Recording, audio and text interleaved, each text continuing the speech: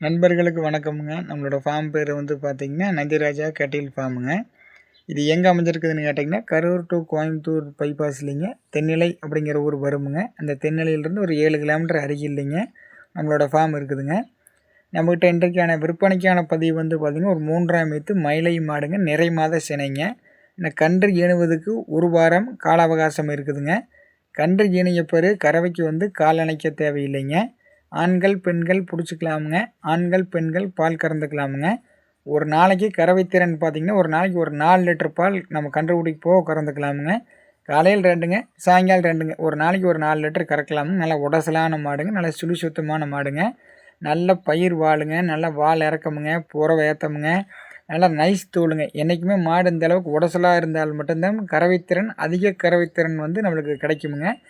உங்களுக்கு இந்த மாடு அதாவது நல்ல காங்கி மாட்டில் நல்ல சுழி சுத்தத்தில் நல்ல குணமணத்தில் அருமையான மாடு. இந்த மாடு உங்களுக்கு தேவைப்பட்டால் மேல் இருக்கிற தொலைபேசி எண்ணுக்கு தொடர்பு கொண்டு தேர்வு பண்ணிக்கலாமுங்க.